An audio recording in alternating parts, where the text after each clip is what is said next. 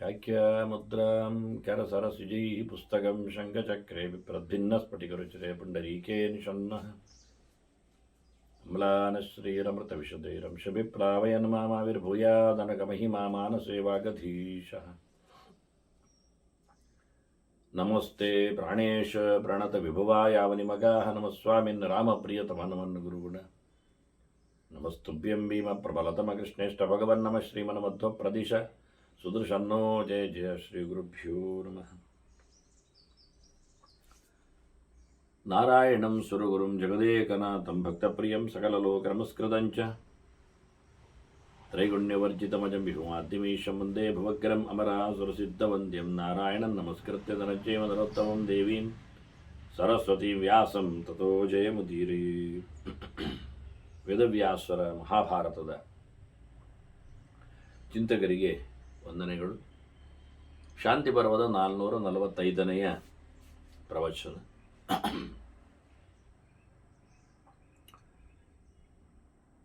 ಜನಕರಾಜನಿಗೆ ವಸಿಷ್ಠರು ಹೇಳುವ ಕೆಲವು ಮೋಕ್ಷ ಧರ್ಮದ ಮಾತುಗಳು.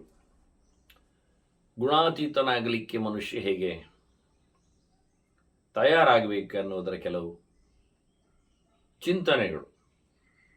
ಅದರಲ್ಲಿಯೂ ರಾಜನ ಅರಿವು, ಮಾತು ಸಿಕ್ಕಿದರೂ ಅದರ ಅರಿವು ಚೆನ್ನಾಗಿ ಆಗ್ತಾ ಇಲ್ಲ ಅನ್ನುವುದರ ಬಗ್ಗೆ ಅಸಮಾಧಾನದಿಂದ ವಸಿಷ್ಠರು ಮತ್ತಷ್ಟು ಚಿಂತನೆಗಳನ್ನು ಕೊಟ್ಟಿದ್ದಾರೆ. ಗುಣಾಹ ಗುಣೇಶು ಜಾಯಂತೆ ತತ್ರೈವ ನಿವಸಂತಿಶ. ತ್ರಿಗುಣಗಳಲ್ಲೇ ಸಂಬಂಧಪಟ್ಟ ಪ್ರಾಕೃತವಾದ ಪ್ರಪಂಚದಲ್ಲೇ ಅವುಗಳ ಪ್ರವೇಶ, ಅವುಗಳ ವ್ಯಾಪ್ತಿ. ಏವಂ ಗುಣಾಹ ಪ್ರಕೃತಿತಃ ಜಾಯಂತೆ ಚ ನ ಸಂತಿಶ. ಪ್ರಕೃತಿಯಲ್ಲಿ ಬಂದಿರತಕ್ಕ ಈ ತ್ರಿಗುಣಗಳು ಭಗವಂತನಲ್ಲಿ ಇಲ್ಲ. ಪ್ರಕೃತಿಗೆ ಸಂಬಂಧಪಟ್ಟವುಗಳು, ಬಣ್ಣದ ವೇಷದವುಗಳು.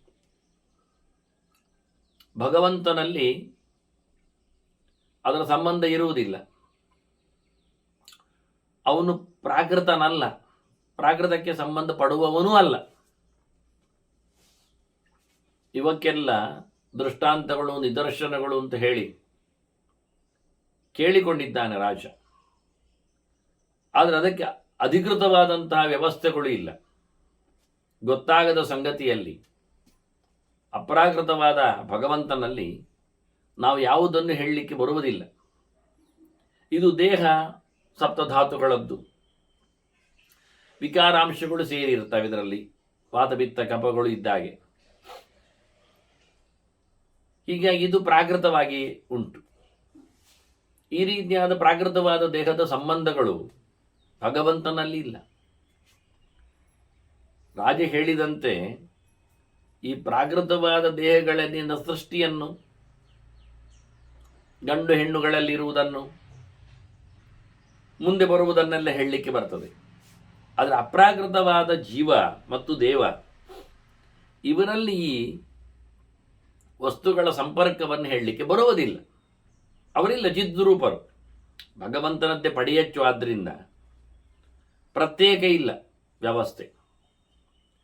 ತದ್ವತ್ ಅದರ ಹಾಗೆ. ಮತ್ತೆ ಒಂದು ಜೀವ ಇನ್ನೊಂದು ಜೀವ ಅಲ್ಲ, ದೇಹ. ಅದರಿಂದ ಪುಮಾಂಶ್ಚೈವ ಅಪಮಾನಚೈವ. ಅದು ಪುರುಷ ಅಲ್ಲ, ಜೀವ ಅಲ್ಲ, ದೇಹ ಎನ್ನುವುದು. ಇದು ಎರಡು ಸಹ ತ್ರೈಲಿಂಗ್ಯಂ ಪ್ರಾಕೃತಂ ಸ್ಮೃತಂ. ಇದರಲ್ಲಿ ಜೀವನಿಗೆ ಗುಣಗಳ ಸಂಪರ್ಕಗಳಿವೆ ದೇಹಗಳಿಂದಾಗಿ. ದೇಹ ಅಂತೂ ಪ್ರಾಕೃತವೇ ಆದ್ದರಿಂದ ಗುಣಾತ್ಮಕವಾಗಿಯೇ ಉಂಟು. ಅದರಲ್ಲೆಲ್ಲ ಪ್ರಕಾರಗಳು, ತಾಮಸವಾದಂತಹ ಸಂಗತಿಗಳು, ರಾಜಸವಾದಂತಹ ವ್ಯಾಪಾರಗಳು, ಸಾತ್ವಿಕವಾದ ಸೊತ್ತುಗಳು ಎಲ್ಲವೂ ಸೇರಿದೆ. ಆದರೆ ಭಗವಂತನಲ್ಲಿ ಇವಿಲ್ಲ. ಭಗವಂತನು ಅವನು ಜೀವ ಅಲ್ಲ, ನವಾ ಪುಮಾನ್. ಪುಮಾನ್ ಅಂದರೆ ಜೀವನನ್ನು ಹೇಳುವ ಕ್ರಮ. ದೇಹವನ್ನು ಹೊತ್ತವನು ಅಂತ, ಪೂರ್ವದಲ್ಲಿ ಇರುವವನು ಅಂತ. ಅಂದರೆ ಬೈಂಡೆಡ್. ದೇವರಿಲ್ಲ ಅಂತಲ್ಲ, ದೇವರು ಸರ್ವತ್ರ ಇದ್ದಾನೆ, ಆದರೆ ಒಂದು ಚೂರು ಸಂಬಂಧ ಇಲ್ಲದೆ ನಿರ್ಲಿಪ್ತನಾಗಿ, ಹಚ್ಚಿಕೊಳ್ಳದೆ ಅಂಟಿಕೊಳ್ಳದೆ. ಹೇಗೆ ಸೆರೆಮನೆಯಲ್ಲಿ ಕೈದಿಗಳು ಇರ್ತಾರೆ, ದೇಶದ ರಾಜನ ವಿರೋಧಿಗಳು, ಅವರನ್ನು ನೋಡಿಕೊಳ್ಳಿಕ್ಕೆ ಒಬ್ಬ ಇರ್ತಾನೆ ಅಧಿಕಾರಿ. ಅವನು ಸೆರೆಮನೆಯಲ್ಲೇ ಇರುವುದು, ಆದರೆ ಅವನು ಸೆರೆಯಾಳು ಆಗುವುದಿಲ್ಲ. ಅವನು ದೇಶ ವಿರೋಧಿ ಅವನಲ್ಲ, ಅವನು ರಾಜ ವಿರೋಧಿ ಅಲ್ಲ, ಅವನು ಮತ್ತೆ ರಾಜನ ಆಪ್ತಾನೆ. ನೋಡಿಕೊಳ್ಳಿಕ್ಕಿದ್ದವರು ರಾಜನೇ ಅಪಾಯಿಂಟ್ ಮಾಡಿದ್ದವನನ್ನು. ಹೀಗಾಗಿ ಒಂದೇ ಕಡೆಯಲ್ಲಿ ಸೆರೆಮನೆ ಒಳಗೆ ಬಾಗಿಲು ಹಾಕಿದ್ದರಲ್ಲೇ ಕೈದಿ ಇದ್ದಾನೆ, ಅಧಿಕಾರಿ ಇದ್ದಾನೆ. ಆದರೆ ಅಧಿಕಾರಿಗೆ ಅದರ ಬಂಧನ ಇಲ್ಲ. ಹೇಗೋ ಹಾಗೆ ಭಗವಂತ ಈ ದೇಹಗಳಲ್ಲಿ ತಾನು ಇಷ್ಟ ಬಂದಾಗಿ ಹೋಗಿ ಇಷ್ಟ ಬಂದಾಗಿ ಹೊರಗೆ ಬರ್ತಾನೆ. ಸೆರೆಯಾಳು ಸೆರೆಮನೆಯಲ್ಲಿ ಇಷ್ಟ ಬಂದಾಗಿ ಹೊರಗೆ ಬರುವುದಿಲ್ಲ, ಇಷ್ಟ ಬಂದಾಗ ಒಳ ಹೋಗುವುದಿಲ್ಲ.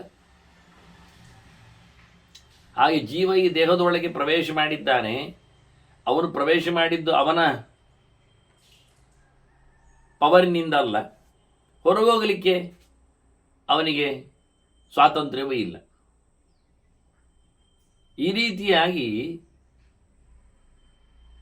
ಪ್ರಾಕೃತವಾದ ಪ್ರಪಂಚದಲ್ಲಿ ಸಿಲುಕಿಕೊಂಡಿರತಕ್ಕಂಥ ಜೀವನಂತೆ ದೇವರು ಅಲ್ಲ. ಆದರೆ ದೇವರು ಪುರುಷ ಹೌದು, ದೇಹದಲ್ಲಿ ಇದ್ದಾನೆ ಹೌದು. ಅದರಿಂದ ನಮಾ ಪುಮಾನ್ ಪುಮಾಂಶೈವ ನ ಲಿಂಗಿತ್ಯಭಿಧೀಯ ಸ ಲಿಂಗಿತ್ಯಭಿಧೀಯತೆ. ಅವನನ್ನು ನಾವು ಹೀಗೆ ಪರಿಚಯ ಮಾಡಿಕೊಳ್ಳಿಕ್ಕೆ, ದೇಹದಲ್ಲಿ ಜೀವನನ್ನು ಗಮನಿಸಿದಂತೆ ಜೀವನಲ್ಲಿ ದೇವನನ್ನು ಗಮನಿಸಬೇಕು ನಾವು. ಆದರೆ ದೇಹದಲ್ಲಿ ಜೀವನನ್ನು ನಾವು ಬಂಧಿಯಾಗಿ ಇಟ್ಟಿದ್ದೇವೆ, ಅವನ ಕರ್ಮತಂತ್ರ ಹಾಗೆ ಮಾಡಿದೆ. ಆದರೆ ಭಗವಂತ ಅವನ ಕರ್ಮತಂತ್ರದಿಂದ ಬಂಧಿಯಾಗಿ ಇಲ್ಲ, ಆದರೆ ಇದ್ದಾನೆ. ಯಾಕೆ? ಅದನ್ನು ನಡೆಸಿಕೊಡ್ಲಿಕ್ಕೆ ಬೇಕವನು. ಪ್ರಕೃತಿಯು ಬಂಧನದಲ್ಲಿ ಇಲ್ಲ. ಅಲಿಂಗ ಪ್ರಕೃತಿ ಮತ್ತೆ ಲಿಂಗೈ ಉಪಾಲಭ್ಯತೆ ಸಾತ್ಮಜೈ. ಪ್ರಕೃತಿಯನ್ನು ಗಮನಿಸಬೇಕು ನಾವು. ಪ್ರಕೃತಿಯು 3 ಗುಣದಿಂದ ಇರುವಂಥದ್ದೇ. ಪ್ರಕೃತಿಯ ಮಾತೆ ಎನಿಸಿಕೊಂಡ ಮಹಾಲಕ್ಷ್ಮಿ ಶ್ರೀಭೂದುರ್ಗಾ ರೂಪದಿಂದ 3 ಗುಣಗಳಿಗೆ ಅಭಿಮಾನಿನಿಯಾಗಿದ್ದಾಳೆ. ಆದರೆ ಅವಳಲ್ಲಿ ಗುಣಗಳಿಲ್ಲ, ಅದಕ್ಕೆ ಸಂಬಂಧಪಟ್ಟವಳಲ್ಲ ಅವಳು. ಹಾಗಾಗಿ ಅಧಿಕಾರಿಯಾಗಿದ್ದಾಳೆ ಅವಳು. ಭಗವಂತನು ಗುಣತ್ರಯಗಳನ್ನು ಉಪಯೋಗಿಸಿಕೊಳ್ಳುತ್ತಾನೆ ಸೃಷ್ಟಿಯಾದಿಗಳಲ್ಲಿ. ಆದರೆ ಏನಾಗುವುದಿಲ್ಲ. ಕುಂಬಾರ ಮಣ್ಣಿನಿಂದ ಮಡಿಕೆ ಮಾಡಿಕೊಳ್ಳುವಾಗ ಆ ರಾ ಪದಾರ್ಥಗಳನ್ನು, ಅಂಟು ಮಣ್ಣನ್ನು ಕೈ ತುಂಬ ಮಾಡಿಕೊಳ್ಳುತ್ತಾನೆ, ಮೈ ತುಂಬ ಆಗಿಬಿಡುತ್ತಾನೆ. ಅದೊಂದೊಮ್ಮೆ ಕೈಯನ್ನು ಅವನು ಉಪಯೋಗಿಸಿಕೊಳ್ಳದೆ ಇಕ್ಕುಳದ ಸಹಾಯದಿಂದ ದೂರದಲ್ಲಿದ್ದು ಮಿಷಿನಿನ ಮೂಲಕ ಅವನು ಮಾಡಿದರೆ ಅವನಿಗೆ ಕೆಸರು ಅಂಟುವುದಿಲ್ಲ. ಹಾಗೆ ಭಗವಂತ ಅಲ್ಲಿ ದೂರದಲ್ಲಿದ್ದು ಇಚ್ಛಾ ಮಾತ್ರದಿಂದ ಕೆಲಸವನ್ನು ಮಾಡಿಸಲು ಹೋಗಿ ಅವನು ಯಾವುದೇ ರೀತಿಯಾದಂತಹ ಸಂಪರ್ಕ ಆಗುವುದಿಲ್ಲ. ಪ್ರಕೃತಿಯೂ ಸಹ ಅಲಿಂಗಳೇ ಆಗಿದ್ದಾಳೆ. ಅವಳು ತ್ರಿಗುಣಾತೀತಳಿದ್ದಾಳೆ. ಅವಳನ್ನು ಗುರುತಿಸ್ಲಿಕ್ಕೆ ಆಗುವುದಿಲ್ಲ. ಆದರೆ ಅವಳಿಂದ ಹುಟ್ಟಿ ಬಂದಿರುವವರು ಆತ್ಮಜರು, ಅಂದರೆ ಮಹದಾದಿಗಳು. ಮಹದಹಂಕಾರಾದಿಗಳಿಂದಾಗಿ ಅವರು ವ್ಯಕ್ತವಾದಂತಹ ಪ್ರಪಂಚವರದ್ದು. ಅದರಿಂದಾಗಿ ಅವಳನ್ನು ಗಮನಿಸಲಿಕ್ಕೆ ಬರ್ತದೆ, ಗುರುತಿಸಲಿಕ್ಕೆ ಆಗ್ತದೆ, ಊಹಿಸಲಿಕ್ಕೆ ಬರ್ತದೆ, ತಿಳ್ಕೊಳ್ಳಿಕ್ಕೆ ಆಗ್ತದೆ ಎಂದು. ಹಾಗೆ ನಾವು ಹೊರಗಿನ ದೃಷ್ಟಾಂತವನ್ನು ಹೇಳೋದಾದರೆ ವಸಿಷ್ಠರು ಹೇಳ್ತಾರೆ, ಯಥಾ ಪುಷ್ಪ ಫಲೈಹಿ ನಿತ್ಯಂ ಮೃತವಃ ಮೂರ್ತಯಸ್ತತ. ಹೊರಗಿನ ವಾತಾವರಣದಿಂದ, ಋತುಮಾನಗಳಿಂದ ನಾವು ಮರಗಳ ಲಕ್ಷಣವನ್ನು ತಿಳ್ಕೊಳ್ಳಿಕ್ಕೆ ಆಗ್ತದೆ. ಮರಭೇದ, ಮೂರ್ತಿಭೇದ. ಇದು ಈಗ ಹಣ್ಣು ಕೊಟ್ಟಿದೆ ಅಂದಾಗ, ಮಾವು ಹಣ್ಣು ಕೊಟ್ಟಿದೆ ಅಂದಾಗ ಅಶೋಕ ಹೂ ಬಿಟ್ಟಿದೆ ಅಂದಾಗ ಇದು ವಸಂತವನ್ನು ತಂದಿದೆ, ಇದು ವಸಂತ ಕಾಲ ಆಗಿ ಇದು ಹೂವಾದದ್ದು ಅಶೋಕದಲ್ಲಿ ಅನ್ನೋದು ಅರ್ಥ ಆಗತ್ತೆ. ಹಾಗೆ ಯಾವ ಕಾಲದಲ್ಲಿ ಯಾವ ಋತುಗಳ ಪ್ರಭೇದದಲ್ಲಿ ಯಾವ ಮರಮಟ್ಟುಗಳಲ್ಲಿ ಎಂತಹ ಹಣ್ಣುಗಳು ಹೂಗಳು ಆಗ್ತದೆ ಅಂತ ತಿಳ್ಕೊಂಡಾಗ ಬೇರೆ ಬೇರೆ ಕಾಲದಲ್ಲಿನ ಬೇರೆ ಬೇರೆ ಮರಗಳ ಸಂಪಿಗೆ ಅದು ಇನ್ನಿತರ ವಸ್ತುಗಳು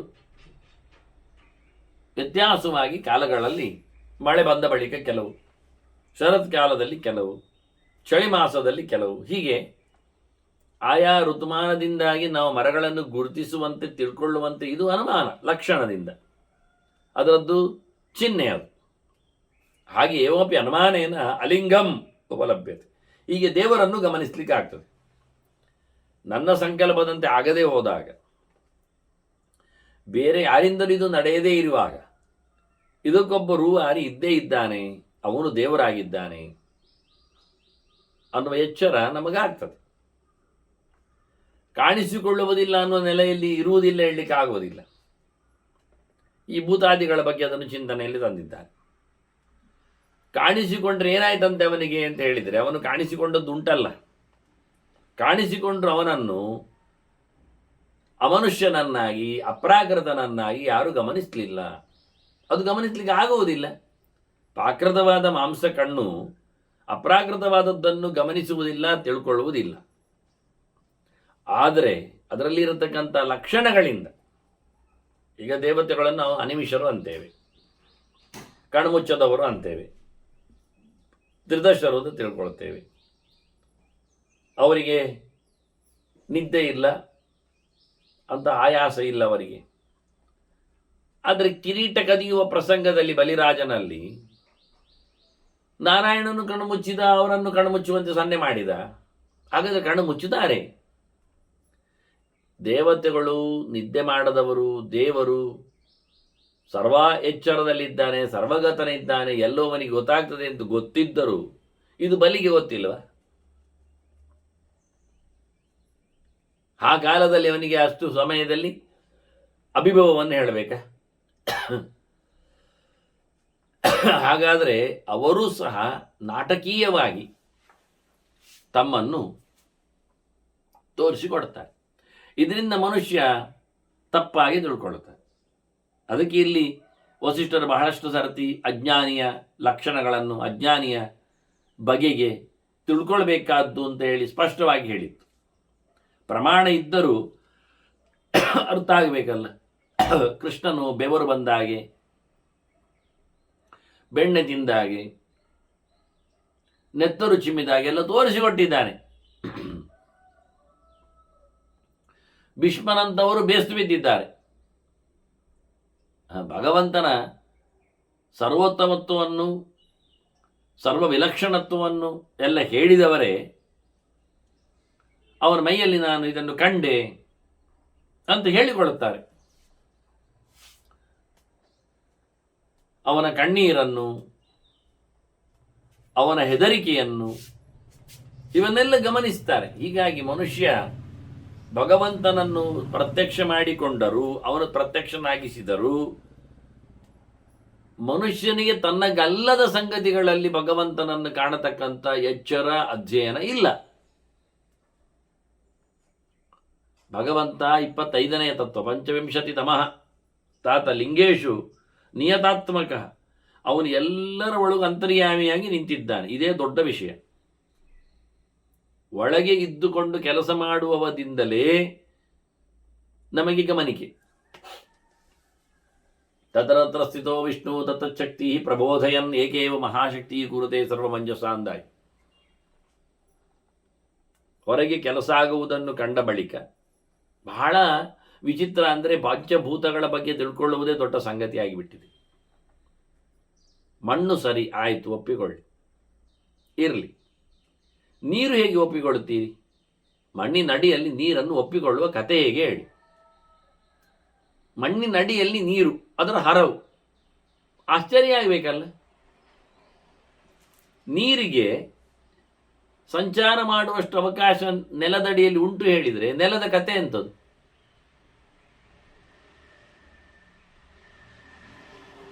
ಅರ್ಥವೇ ಆಗುವುದಿಲ್ಲ ನೀರಿನ ಕತೆ. ಬತ್ತಿ ಹೋಗಬೇಕು, ಹಿಂಗೆ ಹೋಗಬೇಕು, ಇಲ್ಲ ರೀ ನೀರು ಅಡಿಯಲ್ಲಿ ಇರ್ತದೆ ಹೇಗಿರ್ತದೆ ಅಂತ ನಾವೊಂದು ಕೃತಕ ಮಾಡಿ ನೋಡುವ. ಒಂದು ಮಣ್ಣಿನ ರಾಶಿ ಮಾಡುವುದು, ಅದಕ್ಕೆ ಸುತ್ತ ಸಿಮೆಂಟಿನ ರಿಂಗ್ ಇಡುವುದು ಕ್ರಮಬದ್ಧವಾಗಿ, ಅದರ ಮೇಲೆ ನೀರು ಹಾಕುವುದು, ಮತ್ತೆ ಎಷ್ಟೋ ಸಮಯದ ನಂತರ ಮಣ್ಣು ತೆಗೆದು ನೋಡುದು ನೀರುಂಟಾ ಅಂತ. ಇರ್ತದ? ಸಾಧ್ಯ ಇರ್ತದೆ. ಬಹಳ ವಿಶಾಲವಾದ ಈ ನೆಲದಲ್ಲಿ ನದಿಯಂತೆ ಪ್ರವಾಹ ಮಾಡತಕ್ಕಂಥ ನೀರನ್ನು ನೆಲದ ಅಡಿಯಲ್ಲಿ ಕಾಣಬೇಕಾದರೆ ಎಷ್ಟೋ ಆಳದಲ್ಲಿ ತೆಗೆದಷ್ಟು ಬಗೆದಷ್ಟು ಅದು ಖಾಲಿಯಾಗುವುದಿಲ್ಲ ಅಂತಾದರೆ ಅಂದರೆ ಇದರ ನಿರ್ಮಿತಿಯ ವ್ಯವಸ್ಥೆ ಏನು? ಮನುಷ್ಯನ ನಿರ್ಮಿತಿ ಅಲ್ಲ, ಮನುಷ್ಯನ ಕೈಯಲ್ಲಿ ಆಗುವ ಸಂಗತಿ ಅಲ್ಲ. ಅದರಂತೆ ಗಾಳಿಯ ಕತೆ ಕೇಳಿ. ನಿರಂತರವಾಗಿ ಎಲ್ಲೆಡೆಯೂ ತುಂಬಿರತಕ್ಕಂಥ ಗಾಳಿ ಇಲ್ಲದೆ ಮನುಷ್ಯನ ಬದುಕೇ ಇಲ್ಲ ಎನ್ನುವುದು ಗ್ಯಾರಂಟಿ. ಪ್ರಾಣಿ ಮಾತ್ರದ ಬದುಕು ಗಾಳಿಯ ಮೇಲೆ ನಿಂತಿದೆ. ಗಾಳಿಯ ಹರವಿನ ಕಥೆಯನ್ನು ಹೇಳಿ. ಗಾಳಿ ಇಲ್ಲ ಆಗುವುದುಂಟ? ಗಾಳಿಯ ಸರ್ವತ್ರ ಗಮನ, ಅದರ ಪ್ರಾಣತತ್ವ ಅದು ಕೇಳಿದ್ದು. ನೀರಿನಲ್ಲಿ ನಾರಾಯಣನ, ಗಾಳಿಯಲ್ಲಿ ಪ್ರಾಣನ, ಇದು ಎರಡು ಸಂಗತಿ ಅರ್ಥ ಮಾಡಿಕೊಳ್ಳಿಕ್ಕೆ ಬಹಳ ಕಷ್ಟ ಆಗುತ್ತೆ. ಕಾಣುವ ಭೌತವಾದ ಈ ವಿಷಯವನ್ನೇ ನಾವು ಅರ್ಥ ಮಾಡಿಕೊಳ್ಳಿಕ್ಕೆ ಸೋಲ್ತೇವೆ ಅಂದರೆ ಗಾಳಿಯ ಸೃಷ್ಟಿ ಅಂತ ಒಂದುಂಟ. ನೀರಿಗೇನು ಹೇಳಿದ್ರು ಮಳೆ ಬರ್ತದಂತೆ, ನಗು ಬರ್ತದೆ. ಯಾಕೆಂದ್ರೆ ಮಳೆ ಬಂದದ್ದಾದ್ರೂ ಹೇಗೆ ಮಾರಾಯರೆ? ಮೇಲಿಂದ ನೀರು ಬೀಳಬೇಕು ಅಂತಾದರೆ ನಾಚಿಕೆ ಆಗುವುದಿಲ್ಲ ನಮಗೆ. ಮೋಡದಿಂದ ಆಯ್ತದೆ, ಮೋಡ ಆದದ್ದು ಹೇಗೆ ಮತ್ತೆ? ಮೋಡ ಅಂದ್ರೆ ಏನು ಮತ್ತೆ? ನೀರಿನ ತುಂಡು ಅಂದ್ರೆ ಹೇಗೆ? ಇಳೆ ಮೇಲೆ ಆ ಮೋಡ ಇಳಿಯುವುದು ಅಂದ್ರೆ ಏನರ್ಥ? ಅದು ಏನರ್ಥ? ಅದು ಇದು ಇನ್ನು ಮುಂದೆ ಹೋಗ್ತು, ಸಾಧ್ಯವೇ ಇಲ್ಲದ ವಿಷಯಗಳಿದು.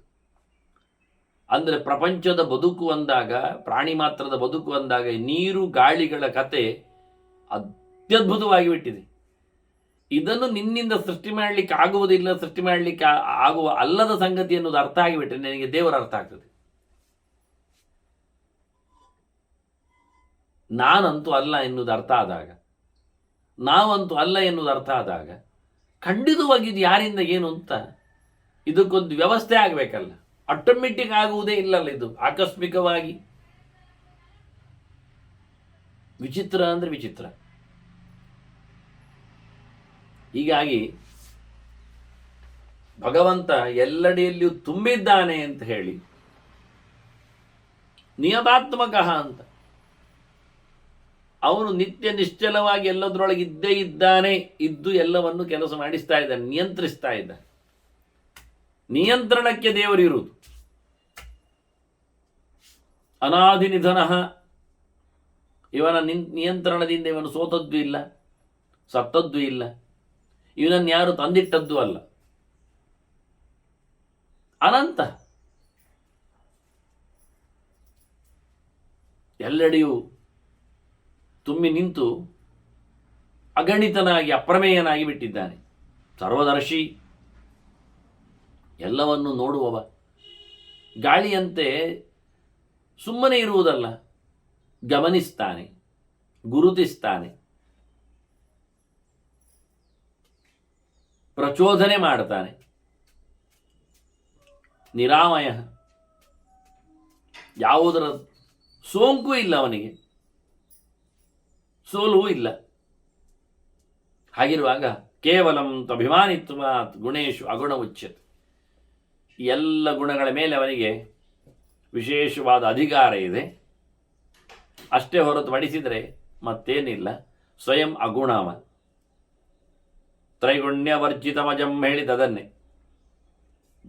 ಇವುಗಳ ವಿಕಾರ ಆಗಲಿ, ಸಂಬಂಧವಾಗಲಿ, ಸ್ಪರ್ಶವಾಗಲಿ ಇಲ್ಲದೇ ಇರುವವನವನು. ಗುಣಾ ಗುಣವತಃ ಸಂತಿ ನಿರ್ಗುಣಸ್ಯ ಕುತೋ ಗುಣ.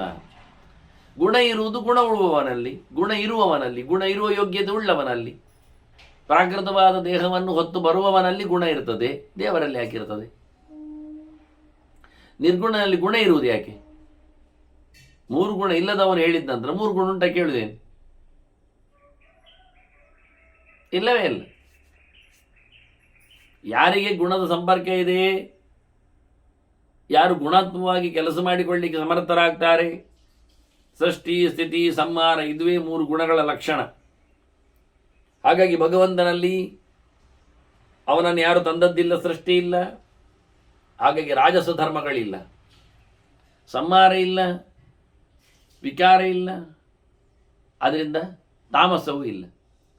ಇನ್ನು ಅವನನ್ನು ನೋಡಿಕೊಳ್ಳಿಕ್ಕೆ ಒಂದು ಸ್ಥಿತಿಕರ್ತೃ ವ್ಯವಸ್ಥೆ ಇಲ್ಲ, ಹಾಗಾಗಿ ಸತ್ವವನ್ನು ಉಪಯೋಗಿಸಿಕೊಳ್ಳೋದಿಲ್ಲ ಅವನು. ಆದರೆ ಮನುಷ್ಯ ಅಥವಾ ಯಾವುದೇ ಜೀವ, ಅದರ ಇರವು,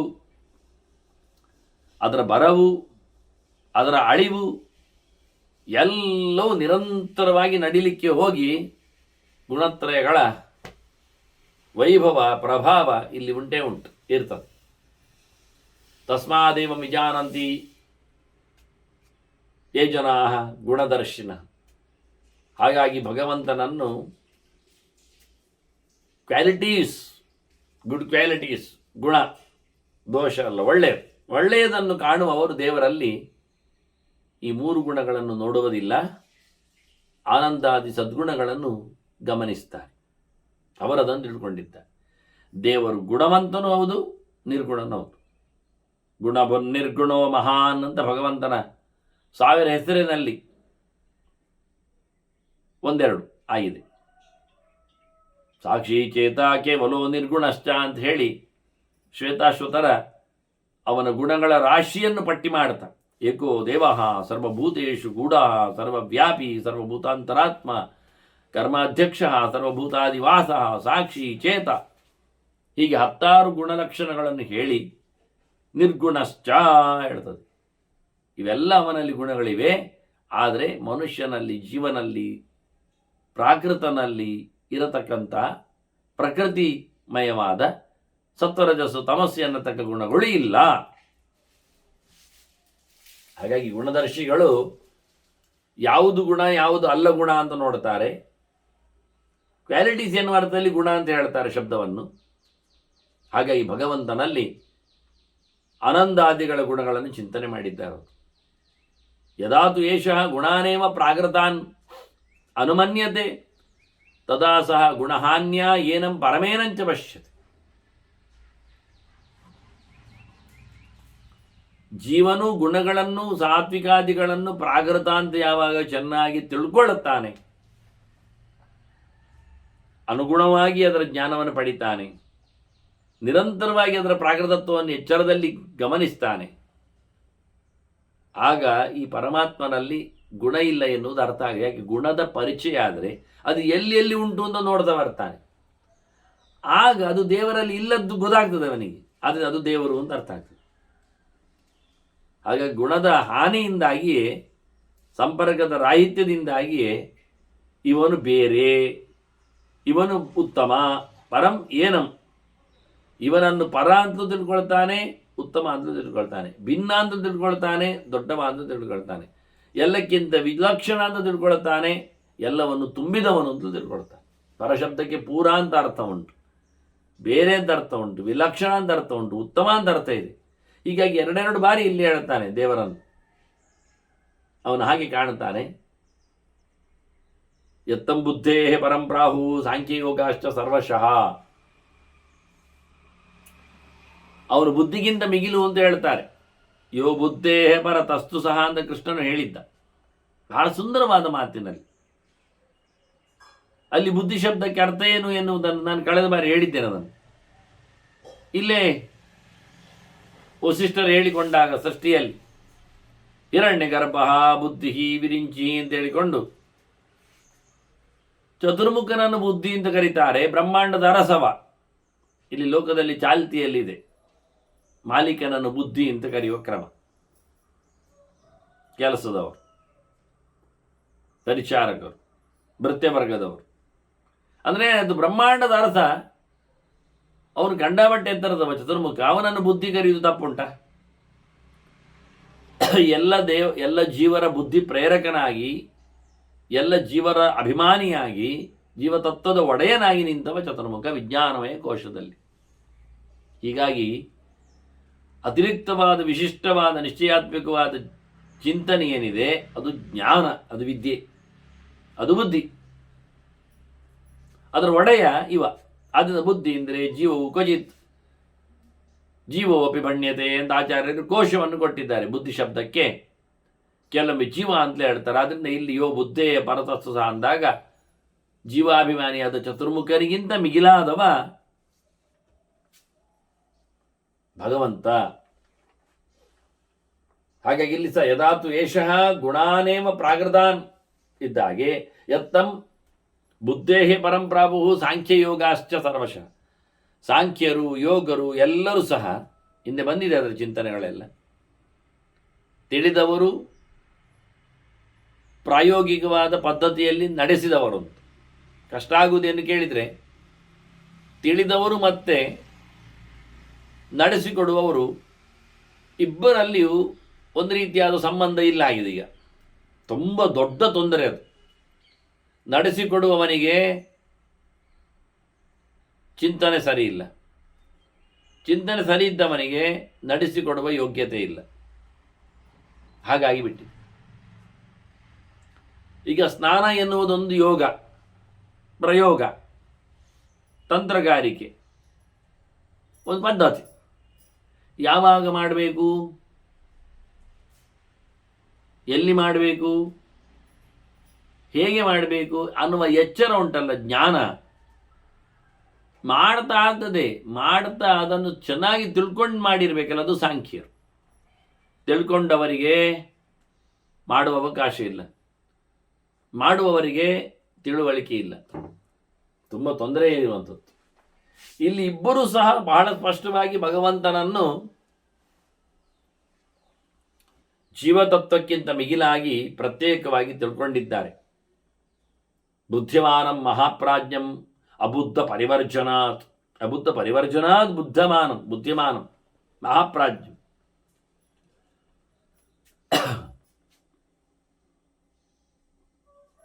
ಗೊತ್ತಿಲ್ಲದವರನ್ನು ಬಿಟ್ಟುಕೊಟ್ಟು ಗೊತ್ತಿದ್ದವರನ್ನು ನೋಚನೆ ಮಾಡಿಕೊಂಡ್ರೆ ಅತ್ಯಂತ ಎತ್ತರದಲ್ಲಿ ತಿಳಿಯಬೇಕಾದವನನ್ನು ತಿಳಿಯಲಿಕ್ಕೆ ಆಗ್ತದೆ. ಪೂರ್ಣವಾದ ಎಚ್ಚರವುಳ್ಳ ಭಗವಂತನನ್ನು, ಜ್ಞಾನರೂಪನನ್ನು ಅಜ್ಞಾನಿಗಳ ಜೊತೆಯಲ್ಲಿ ಚಿಂತನೆ ಮಾಡಲಿಕ್ಕೆ ಆಗುವುದಿಲ್ಲ. ಗೊತ್ತಿಲ್ಲದವನ ಹತ್ರ ಹೋಗಿ ಕೇಳುವುದು ಸಮ ಇಲ್ಲ. ಯಾರೋ ಒಬ್ಬ ದಾರಿ ಹೋಗ, ಅವನಿಗೆ ಎಲ್ಲಿಯೋ ಯಾರದ್ದೋ ಮನೆಯನ್ನು ಹುಡುಕಬೇಕಾಗಿದೆ. ಅದಕ್ಕಾಗಿ ಅಲ್ಲಿ ಬಂದವ ಒಬ್ಬನ ಹತ್ರ ಕೇಳುತ್ತಾನೆ, ನನಗಿಂಥ ಕಡೆ ಹೋಗ್ಲಿಕ್ಕೆ ಉಂಟು, ನಿಮಗೆ ಗೊತ್ತಾ ಎಲ್ಲಿ ಅಂತ. ಆಗ ಅಲ್ಲಿ ಇದ್ದವನು ಇವನಿಗೆ ಅಪರಿಚಿತ, ಆದರೆ ಅವನು ಆ ಪ್ರಾದೇಶಿಕ ಅಲ್ಲ ವ್ಯಕ್ತಿ. ಅವನು ಹಾಗೆ ಬಂದವನೇ ಯಾವುದೋ ಉದ್ದೇಶದಲ್ಲಿ. ಹಾಗಾಗಿ ಅವನೇನು ಹೇಳಬೇಕು, ನನಗೆ ಗೊತ್ತಿಲ್ಲ ಅಂತ ಹೇಳ್ತಾನೆ, ನಾನು ಇಲ್ಲಿಗೆ ಹೊಸಬ ಅಂತ. ಇದೆಲ್ಲ ಕಡೆಯಲ್ಲಿ ಎಷ್ಟೋ ಜನರಿಗೆ ಅರ್ಥ ಆಗಿದೆ ಇದು ಸಂಗತಿಗಳು. ಹಾಗೆ ನಾವು ಗೊತ್ತಿಲ್ಲದವರ ಹತ್ರ ನಾವು ಕೇಳಿಕೊಂಡು ಮತ್ತು ಅವನು ಸ್ವಲ್ಪ ಹೊತ್ತಿನ ನಮಗೆ ಸಹಾಯ ಮಾಡಿದವನಾಗಿ ಹೇಳ್ತಾನೆ, ಆಚೆ ಇಲ್ಲಿ ಹೋಗಬಹುದದು ಅಂತ. ಇದು ಬಹಳಷ್ಟು ಡೇಂಜರ್. ಗೊತ್ತಿಲ್ಲದೆಯೂ ಸಲಹೆ ಕೊಡುವಂಥದ್ದು ತಪ್ಪು. ಆದ್ದರಿಂದ ಗೊತ್ತಿಲ್ಲದೇವರನ್ನು ಮಾತಾಡಿಸ್ಲಿಕ್ಕೆ ಹೋಗಬಾರ್ದು, ಬಿಟ್ಬಿಡ್ಬೇಕು. ಸರಿಯಾಗಿ ಎಚ್ಚರವುಳ್ಳವನನ್ನು ಮಾತ್ರವೇ ನಾವು ಕೇಳಿಕೊಂಡ್ರೆ ದೇವರನ್ನು ಚೆನ್ನಾಗಿ ತಿಳ್ಕೊಳ್ಳಿಕ್ಕಾಗ್ತದೆ. ಇಲ್ಲ ಆದರೆ ಇಲ್ಲ. ವಾಸ್ತವವಾಗಿ ಅಪ್ರಬುದ್ಧಂ ಅಥ ಅವ್ಯಕ್ತಂ ಅಗುಣಂ ತು ಅಗುಣಂ ಪ್ರಾಹುರೀಶ್ವರಂ ನಿರ್ಗುಣನ್ನೇಶ್ವರಂ ನಿತ್ಯಂ ಅಧಿಷ್ಠಾತಾರಮೇವಚ. 25ನೇ ಪಂಚವಿಂಶತಮವಾದ ಈ ಸಂಗತಿ ದೇವರು, ಅದು ಪೂರ ರೀತಿಯಲ್ಲಿ ತಿಳ್ಕೊಳ್ಳಿಕ್ಕೆ ಆಗುವುದಿಲ್ಲ. ಅಪ್ರಮೇಯ ಇದ್ದಾಗಿ ತಿಳಿಲಿಕ್ಕೆ ಬರ್ತದೆ, ಪೂರ ತಿಳಿಲಿಕ್ಕೆ ಆಗುವುದಿಲ್ಲ. ಪೂರ ತಿಳಿಲಿಕ್ಕೆ ಆಗದೇ ಇರತಕ್ಕ ಸಂಗತಿ ಎನ್ನುವುದನ್ನೇ ತಿಳ್ಕೊಳ್ಳುವುದೇ ದೇವರ ಬಗ್ಗೆ ತಿಳ್ಕೊಂಡಾಗ. ಅದರಂತೆ ಅವನು ಅವ್ಯಕ್ತನು, ಪರಿಪೂರ್ಣವಾಗಿ ಕಾಣಿಸಿಕೊಳ್ಳುವುದಿಲ್ಲ. ಯಾರಿಗೂ ಎಂದು ಕಾಣಿಸದೇ ಇರುವುದಿಲ್ಲ. ಅವರ ಯೋಗ್ಯತೆಯಿಂದ ಕಾಣಿಸಿಕೊಳ್ಳುತ್ತಾನೆ ಅವರವರಿಗೆ. ಮತ್ತು ಅವನ ಗುಣ, ಅವನಿಗೆ ಗುಣ ಇಲ್ಲ. ಗುಣ ಇಲ್ಲ ಸರಿ, ತ್ರಿಗುಣಗಳು ಇಲ್ಲ ಎನ್ನುವುದು ಸರಿ, ಅದರೊಟ್ಟಿಗೆ ಅವನು ಅಗುಣ ಅಂದರೆ ಅವನು ಗುಣ ಅಲ್ಲ ಅಂತಂದರೆ ಪ್ರಧಾನ, ಅವನು ಅಪ್ರಧಾನ ಅಲ್ಲ. ಗುಣ ಅಂದರೆ ಅಪ್ರಧಾನ ಅಂತ ಅರ್ಥ. ಗೌಣ ಮುಖ್ಯವಾದ ಕಾಲವನ್ನು ಹೇಳ್ತಾರೆ ಸ್ನಾನಕ್ಕೆ. ತಪ್ಪಿ ಹೋದರೆ ನೆಕ್ಸ್ಟ್ ಒಂದು ಟೈಮನ್ನು ಕೊಡ್ತಾರೆ, ಇಷ್ಟೊತ್ತಾದ್ರೆ ಆಗಲಿ ಅಂತ. ಅದು ಗೌಣ ಕಾಲ ಅಂತ ಅದಕ್ಕೆ ಹೆಸರು. ಗೌಣ ಅಂದರೆ ಸೆಕೆಂಡರಿ, ಅಪ್ರಧಾನ. ದೇವರು ಗುಣ ಅಲ್ಲ, ಅಪ್ರಧಾನ ಅಲ್ಲ, ದೇವರು ಪ್ರಧಾನ, ದೊಡ್ಡವ, ಸರ್ವೋತ್ತಮ ಇದ್ದಾನೆ. ಹಾಗೆ ಅವನನ್ನು ಈಶ್ವರ ಅಂತ ಗುರುತಿಸ್ತಾರೆ, ಒಡೆಯ ಅಂತ ಹೇಳ್ತಾರೆ. ಮತ್ತೆ 3 ಗುಣಗಳಿಂದ, ಪ್ರಾಕೃತವಾದ ಗುಣಗಳಿಂದ ದೂರ ಅಂತಾರೆ. ಮತ್ತು ಅವನಿಗೆ ನೇಶ್ವರಂ ಅಂತಾರೆ. ಅವನಿಗೆ ಈಶ್ವರ ಇಲ್ಲ, ಅವನಿಗೆ ಒಡೆಯ ಯಾರಿಲ್ಲ, ಅವನನ್ನು ನೋಡಿಕೊಳ್ಳುವವರಿಲ್ಲ, ಅವನಿಗೆ ಆನಂದ ಕೊಟ್ಟವರು ಯಾರು ಅಲ್ಲ, ಅವನಿಗೆ ಜ್ಞಾನ ಬೋಧಿಸಿದವರು ಯಾರೂ ಇಲ್ಲ ಅಂತ ನಿತ್ಯವೂ ಎಲ್ಲರಿಗೂ ಅಧಿಷ್ಠಾತ್ರವಾಗಿ, ಆಧಾರನಾಗಿ, ಅಂತರ್ಯಾಮಿಯಾಗಿ ನೆಲೆಗೊಂಡಿದ್ದಾನೆ. ಯದಾ ಪ್ರಬುದ್ಧ ಅವ್ಯಕ್ತಂ ಅವಸ್ಥಾ ಜನಮ ಭೀರವಃ ಬುದ್ಧಿಮಾನಂ ಪ್ರಬುದ್ಧೇನ ಗಮಯಂತಿ ಸಮಂ ತತಃ. ಈ ನೆಲದಲ್ಲಿ ಸೋತವ, ಹುಟ್ಟು ಸಾವುಗಳ ಚಕ್ರದಲ್ಲಿ ಬಿದ್ದವ, ಮುದಿತನಕ್ಕೆ, ರೋಗಕ್ಕೆ ಬಲಿಯಾದವ ಇದನ್ನು ಮತ್ತೆ ಪಡಿಬಾರದು ಅಂತ ಹೇಳಿ ತೀರ್ಮಾನ ಮಾಡಿಕೊಂಡ್ರೆ, ನಾನು ಹೆದರುತ್ತೇನೆ ಯಾಕೆ ಕೇಳಿದರೆ ಮತ್ತೆ ಹುಟ್ಟುವುದಕ್ಕೆ ಎಂದು ಯಾರು ಮಾಡಿಕೊಳ್ತಾನೆ. ನನಗೆ ಹೆದರಿಕೆ ಇದೆ ಯಾಕೆ ಕೇಳಿದರೆ ಮತ್ತೆ ನಾನು ಸಣ್ಣವನಾಗಲಿಕ್ಕೆ ಉಂಟು, ಬೆಳಿಲಿಕ್ಕೆ ಉಂಟು, ಮುದುಗನಾಗಲಿಕ್ಕೆ ಉಂಟು, ಎಡೆಯಲ್ಲಿ ಉದ್ದಕ್ಕೆ ರೋಗಗಳ ಜೊತೆಯಲ್ಲಿ ಬದುಕಲಿಕ್ಕೆ ಉಂಟು ಅಂತ ತಿಳಿದವ ಇಲ್ಲಿಂದ ತಪ್ಪಿಸಿಕೊಳ್ಳಿಕ್ಕೋಸ್ಕರ ದೇವರನ್ನು ಯೋಚನೆ ಮಾಡ್ತಾನೆ. ಯಾರು ದೇವರ ಬಗ್ಗೆ ಗಮನಿಸ್ತಾನೆ ಕೇಳಿದರೆ ಈ ಅವಸ್ಥಾತ್ರಯದಿಂದ, ಮತ್ತೆ ಹುಟ್ಟುವಾಗ ಅಂದಾಗ ಗರ್ಭದ ವಾಸ, ಮೊಟ್ಟೆಯೊಳಗಿನ ಕತೆ, ಬೀಜದೊಳಗಿನ ಬದುಕು, ಬಳಿಕದರ ಬಾಲ್ಯ, ಸಣ್ಣತನ, ಶೈಶವ, ಮಗುವಾಗಿರುವಂಥ ಬಗೆ, ಮತ್ತು ಬೆಳೆಯುವುದು, ಬೆಳೆಯುವಲ್ಲಿ ಸ್ಪರ್ಧೆಗಳು, ಬದುಕಿನಲ್ಲಿ ಹೋರಾಟಗಳು, ತಪ್ಪಿಸಿಕೊಳ್ಳುವ ಆಟ, ಸರೋವರದೊಳಗೆ ನಿರ್ಭಯವಾಗಿ ನಿರಂತರ ಸಂಚಾರದಲ್ಲಿ ಕೂತ ಮೀನಿಗೂ ಹೆದರಿಕೆಯ ಓಟ ಉಂಟು. ಹಾರಿಕೊಳ್ಳುತ್ತೆ ಆಗ ಅದು ನೋಡಿ ಹೊಸತು. ಅದನ್ನು ಕಚ್ಚಿ ತಿನ್ನಲು, ನುಂಗಿ ಹಾಕಲು ನೀರು ಕಾಗೆಗಳು 4 ಕಡೆಯಿಂದ ಆಕ್ರಮಣ ಮಾಡಿದಾಗ ಇವು 4ರ ಬಾಯಿಗೂ ಸಿಗದಂತೆ ಹಾರುವ ಮೀನಾಗಿ ಬಿಡುತ್ತದೆ. ದೊಡ್ಡದಾಗುವವರೆಗೆ ಕತೆ ಅದು, ದೊಡ್ಡದಾದ ನಂತರ ಇಲ್ಲ. ಮತ್ತೆ ಯಾಕೆಂದರೆ ನೀರು ಕಾಗೆ ಬಾಯಿಯೊಳಗೆ ಅದು ಹೋಗುವುದಿಲ್ಲ, ಹತ್ತಿರ ಇದ್ರು, ಅಷ್ಟು ದೊಡ್ಡದಾಗಿದೆ ಅದು. ಆದರೆ ಆ ಸ್ಟೇಜಿಗೆ ಬರಬೇಕಲ್ಲ. ಅದನ್ನು ಮನುಷ್ಯನ ಯೌವನದ ಸ್ಪರ್ಧಾತ್ಮಕವಾದ ಬದುಕುಗಳು, ವೃತ್ತಿಯಲ್ಲಿ, ಬದುಕಿನಲ್ಲಿ, ಕೀರ್ತಿಯಲ್ಲಿ, ಜಗತ್ತಿನಲ್ಲಿ, ಇವನ್ನೆಲ್ಲವನ್ನು ಕಂಡಾಗ ಇದಿನ್ನು ಬೇಡವೇ ಬೇಡ ಅನಿಸಿಕೊಂಡವ ಅವನು ಪ್ರಬುದ್ಧನಾಗ್ತಾನೆ, ಎಚ್ಚರವನ್ನು ಪಡಿತಾನೆ. ಅವನು ಭಗವದೆಡೆಗೆ, ಕಾಣದ ಭಗವಂತನೆಡೆಗೆ ಕಾಣಬೇಕು ಅಂತ ಹಂಬಲದಿಂದ ಅವನು ಜ್ಞಾನದ ರೂಪದಲ್ಲಿ ತಿಳ್ಕೊಳ್ಳಿಕ್ಕೆ ಪ್ರಯತ್ನಿಸಿ ಪಡಿತಾನೆ. ಸರ್ವತ್ರ ಸಮನಾಥ ಸಮೋಹಂ ಸರ್ವಭೂತೇಶ್, ಎಲ್ಲೆಡೆ ತುಂಬಿದ ಭಗವಂತನನ್ನು ಆತ ಮತ್ತೆ ತಿಳ್ಕೊಳ್ತಾನೆ, ಸೇರ್ತಾನೆ, ಪಡಿತಾನೆ. ಇದು ಅವನ ಪರಿಚಯದ ಕಥೆ ಅಂತಾರೆ. ಏತದ್ ನಿದರ್ಶನಂ ಸಮ್ಯಕ್ ಅಸಮ್ಯಕ್ ಅರ್ಥದರ್ಶನಂ. ಸರಿ ಮತ್ತು ತಪ್ಪು ತಿಳಿಬೇಕಾದ ಕತೆ, ಯಾವುದು ಸರಿ ಯಾವುದು ತಪ್ಪು, ಸೃಷ್ಟಿಯಾದಿಗಳ ತೊಂದರೆಯಲ್ಲಿ ನಿಲುಕುವ ಜೀವಧರ್ಮ, ಅದೆಲ್ಲವನ್ನು ಸಾಕ್ಷಿಯಾಗಿದ್ದುಕೊಂಡು ಕೊಟ್ಟು ನಮ್ಮ ಸಾಧನೆಗೆ ಅನುಗುಣವಾಗಿ ತೀರವನ್ನು ಕಾಣಿಸುವವನಾಗಿ ದೇವರು. ಇದನ್ನು ತಿಳ್ಕೊಳ್ಬೇಕಾದ ಬುದ್ಧಿಮಾನಾಹ ಪ್ರಬುದ್ಧಾನಾಂ ಪೃಥಕ್ ಪೃಥಕ್ ಅರಿಂದಮ. ತಿಳಿದವರದ್ದು, ತಿಳಿಯದವರದ್ದು, ತಿಳಿಬೇಕಾದ ಕತೆ ನೋಡಿಕೊಂಡಾಗ ಪ್ರತ್ಯೇಕ ಅನಿಸ್ತದೆ, ಗೊತ್ತಾಗ್ತದೆ ಹೇಗಿರ್ತದೆ ಅಂತ. ತಿಳಿದವ ಆರಾಮವಾಗಿರ್ತಾನೆ. ತೊಂದರೆ ಬಂದಾಗಲೂ ಏಕಪ್ರಕಾರನಾಗಿ ಬದುಕನ್ನು ಸವೆಸ್ತಾನೆ. ಗೊತ್ತಿಲ್ಲದವ ಪ್ರತಿನಿತ್ಯ ಪ್ರತಿ ವಿಷಯದಲ್ಲಿ ಹೆದರಿಕೊಂಡು ಹೊಡೆದಾಡಿಕೊಂಡು ಬಿದ್ದುಕೊಂಡು ನರಳುತ್ತಾನೆ. ಹೀಗೆ ಏಕತ್ವಂ ಅಕ್ಷರಂ ಪ್ರಾಹು ನಾನಾತ್ವಂ ಕ್ಷರಮುಚ್ಯತೆ. ಆದ್ರಿಂದ ಒಂದೇ ಇರುವುದು ಅಕ್ಷರ, ಬಹಳ ಇರುವುದು ಕ್ಷರ. ಕ್ಷರದಲ್ಲಿ ನಾನಾತ್ವ ಇದೆ.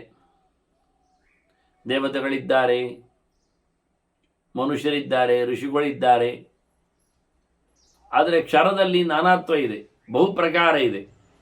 ಅಕ್ಷರ ಒಂದೇ ಪ್ರಕಾರ, ಅದು ದೇವರು. ಏನು ವ್ಯತ್ಯಾಸ ಇಲ್ಲ, ಅದರಲ್ಲಿ ಪ್ರಕಾರಗಳು ಇಲ್ಲ, ವೈವಿಧ್ಯ ಇಲ್ಲ. ಇದು ನೋಡುವ ಕ್ರಮ. ಅದರೊಂದೇ ತತ್ವಗಳು. ದೇವರೊಂದೇ ತತ್ವ, ಉಳಿದದ್ದೆಲ್ಲ ಅತತ್ವ. ಅತತ್ವ ಅಂದರೆ ಪರ್ಮನೆಂಟ್ ಆಗಿ ಹಾಗೆ ಇರುವುದಿಲ್ಲ, ಸ್ವತಂತ್ರ ತತ್ವ ಅದು. ಸ್ವತಂತ್ರಂ ಪರತಂತ್ರಂಜ ದ್ವಿವಿಧಂ ತತ್ವಮಿಷ್ಯತೆ ಅಂತ. ಅದರಿಂದ ಸ್ವತಂತ್ರ ಒಂದೇ ತತ್ವ ಹೆಸರು. ಉಳಿದದನ್ನು ತಿಳ್ಕೊಂಡೆಂತ ಮಾಡಬೇಕಾಗಿಲ್ಲ, ತಿಳಿದೇನಾಗುವುದಿಲ್ಲ. ಆದ್ದರಿಂದ ಉಳಿದವುಗಳೆಲ್ಲ ಅತತ್ವಗಳೇ ದೇವರ ಎದುರು. ಯಾವುದು ಸ್ವತಂತ್ರವಾದದ್ದಿಲ್ಲ. ತಾನು ತಾನಾಗಿ ಜ್ಞಾನದಿಂದ ತತವಾದದ್ದು, ಜ್ಞಾನ ರೂಪವಾಗಿ ನಿಂತದ್ದು ಯಾರೂ ಅಲ್ಲ. ಮತ್ತೆ ದೇವರ ಅನುಗ್ರಹದಿಂದ ಉಳಿದೆಡೆ ಜ್ಞಾನದ ಸಂಕ್ರಮಣ. ಅದರಂತೆ ಏಕತ್ವಂ ದರ್ಶನಂ ತಸ್ಯ ನಾನಾತ್ವಂ ಚಾಪಿ ಅದರ್ಶನ. ಜ್ಞಾನ ಯಾವುದು? ಅದು ಒಂದನ್ನು ತಿಳ್ಕೊಳ್ಳುವುದೇ. ಬಹುಪ್ರಕಾರವಿರತಕ್ಕದ್ದನ್ನು ತಿಳ್ಕೊಳ್ಳುವುದರಲ್ಲಿ ಅದನ್ನು ಜ್ಞಾನ ಹೇಳುವುದಿಲ್ಲ, ಅದು ಅಜ್ಞಾನ. ತಪ್ಪದು, ಪ್ರಯೋಜನ ಇಲ್ಲ, ಬೇಕಾಗಿಲ್ಲ. ಅದು ಜೀವನ ಜಿಜ್ಞಾಸೆ ದೊಡ್ಡ ಸಂಗತಿ ಅಲ್ಲ. ಅದು ಪರ್ಯವಸಾನ ಭಗವಂತನ ಜಿಜ್ಞಾಸೆಯಲ್ಲಿ ಆದರೆ ಆಗ್ಬೋದು.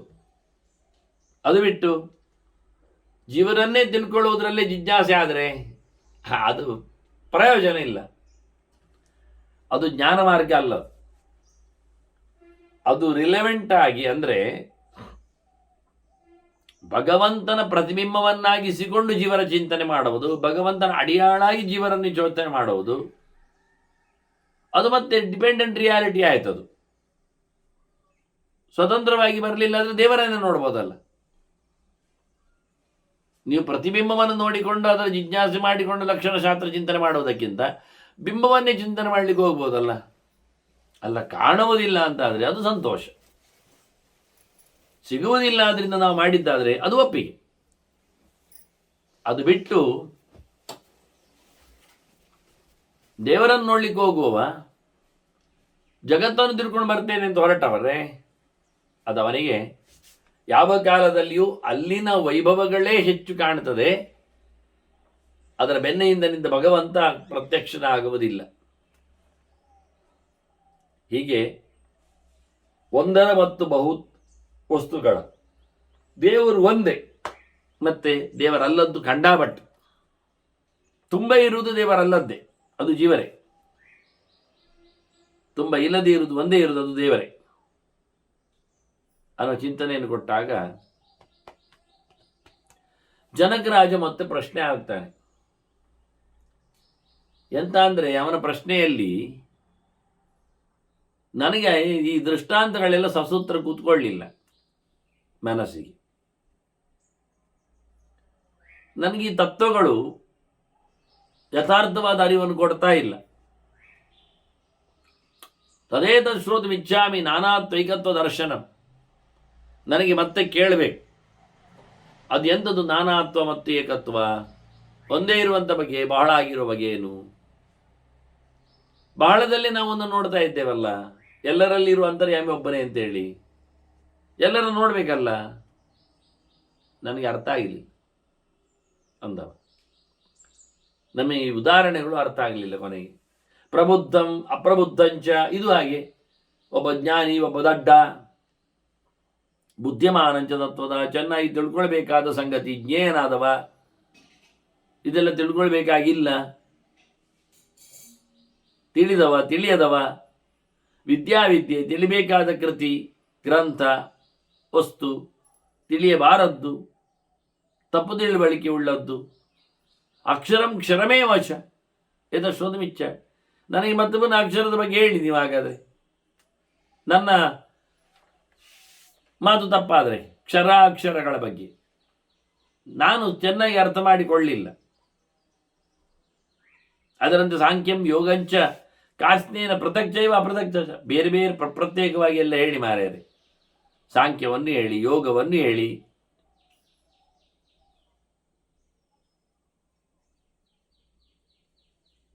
ಇದನ್ನೆಲ್ಲ ಪೂರ್ತಿಯಾಗಿ ಹೇಳಬೇಕು. ಕೇಳ್ತಾನ. ಆಗ ಕೊನೆಯಲ್ಲಿ ಕೇಳಿದ್ದು ಯೋಗ. ಅವರು ಮೊದಲಿಂದ ಕೇಳ್ತಾ ಬಂದಾಗ ನಾನಾತ್ವ, ಏಕತ್ವ,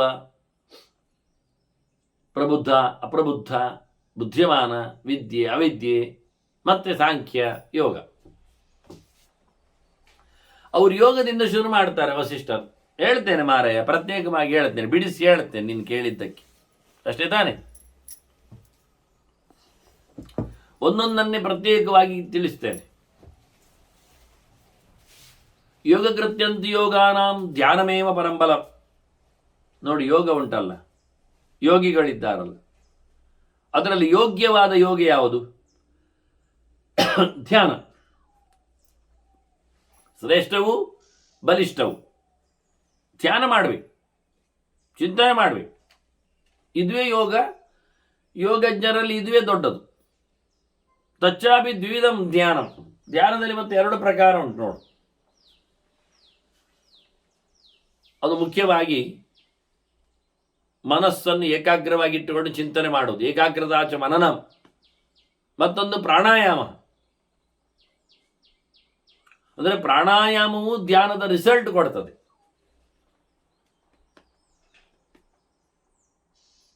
ಮನಸ್ಸನ್ನು ಏಕಾಗ್ರವಾಗಿಟ್ಟುಕೊಂಡು ಯೋಚನೆ ಮಾಡುವುದು ಧ್ಯಾನವೇ ಆಗಿರ್ತದೆ. ಪ್ರಾಣಾಯಾಮದಲ್ಲಿ ಮತ್ತೆ 2 ಬಗೆ ಉಂಟು. ಪ್ರಾಣಾಯಾಮ ಸಗುಣ, ನಿರ್ಗುಣ, ಮನಸಸ್ತತ. ಪ್ರಾಣಾಯಾಮ ಅಂದರೆ ಮೂಗು ಹಿಡಿಯುವುದು ಅಂತ ಬರೆದು ಬಿಡ್ತಾರೆ. ಹಾಗಲ್ಲ. ಪ್ರಾಣ ಅಂದರೆ ಉಸಿರು ಅಂತ ಅರ್ಥ ಮಾಡಿದರೆ, ಅದರ ಆಯಾಮ ಅಂತ ಹೇಳಿದರೆ ಅದರ ನಿಗ್ರಹ ಅಂತ ಅರ್ಥ ಆಗ್ತದೆ. ಕಂಟ್ರೋಲ್. ಉಸಿರನ್ನು ನಿಗ್ರಹಿಸುವ ಬಗೆ, ಅದಕ್ಕೊಂದು ಪ್ರೋಸೆಸ್ ಉಂಟು. ಮತ್ತೆ ಮೊದಲು ರೇಚನ ಮಾಡಿ,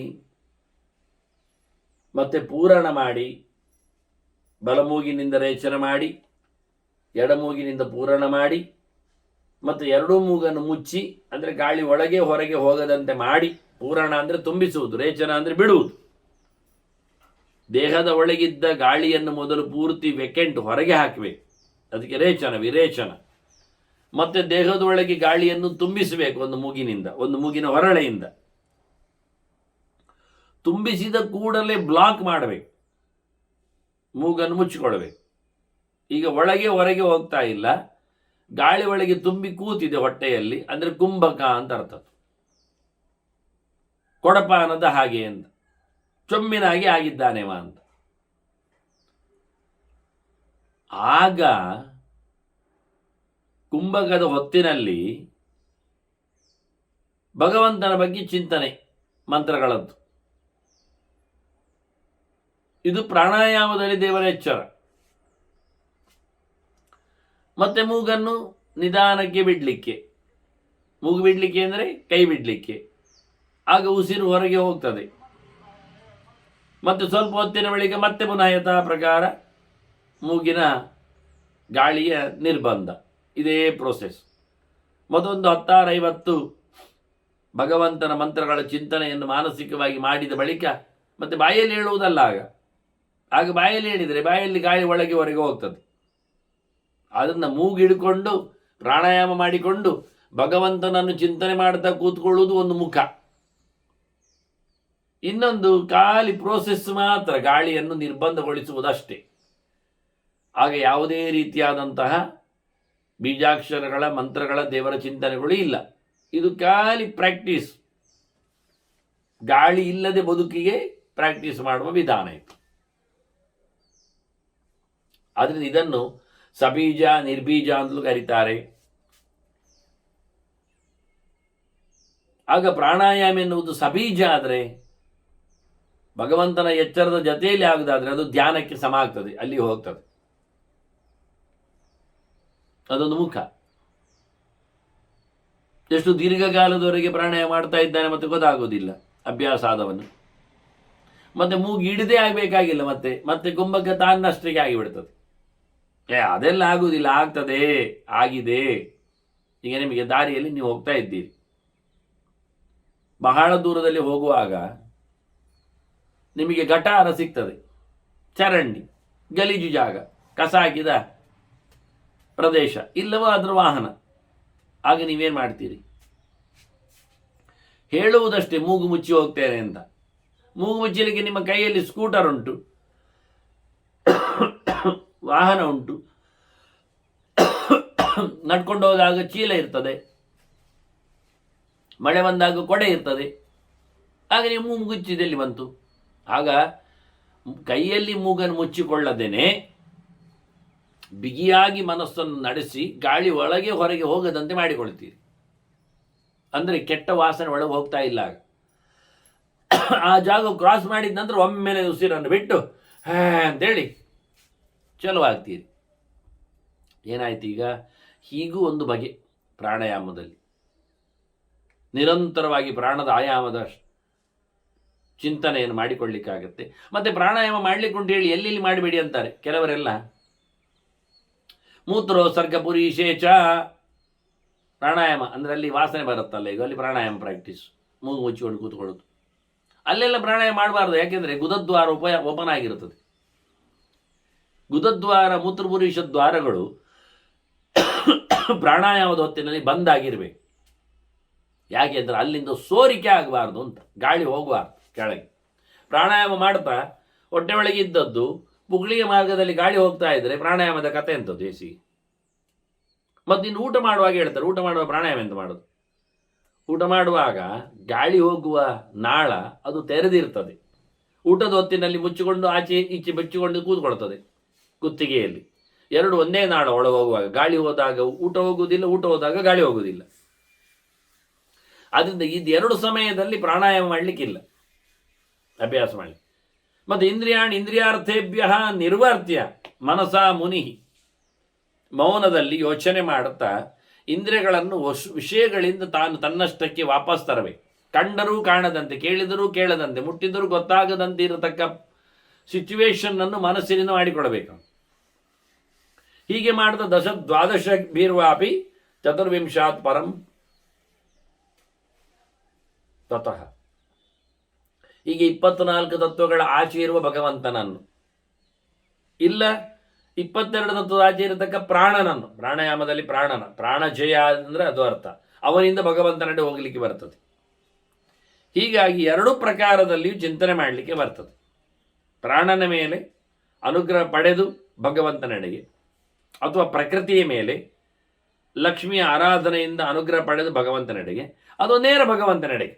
ಈಗೊಂದು 2-3 ಸ್ಟೇಜ್ಗಳಿರ್ಲಿಕ್ಕೆ ಹೋಗಿ ಅದನ್ನು ವಸಿಷ್ಠರು ಬಹಳ ಸೂಕ್ಷ್ಮವಾಗಿ ತಮ್ಮ ಚೋದನಾಭಿಹಿ ಮತಿಮಾನ್ ಆತ್ಮಾನಂ ಚೋದಯೇ ತಥಾ, ಆ ನಂತರ ತನ್ನ ಮನಸ್ಸಿನಿಂದ ಪ್ರಚೋದನೆ ಕೊಟ್ಟು ತನ್ನನ್ನು, ಜೀವನನ್ನು, ಮನಸ್ಸನ್ನು, ಜೀವ ದೇಹವನ್ನು ಈ ನೆಲೆಯಲ್ಲಿ ನೆರಪುಗೊಳಿಸಬೇಕು. ಒಳಕೂತ ಭಗವಂತನಲ್ಲಿ ತಿಷ್ಟಂತಂ ಅಂತಸ್ತಿಷ್ಟಂತಂ, ವಾಸ್ತವವಾಗಿ ಅಜರಂ ವಾಪಿ ಯತ್ ದುಕ್ತಂ ಮುನೆ ಯತ್ ದುಕ್ತಂ ಮನೇಶಿಭಿ, ಚಿಂತನೆ ಮಾಡುವವರೇನು ಹೇಳಿಕೊಟ್ಟಿದ್ದಾರೆ.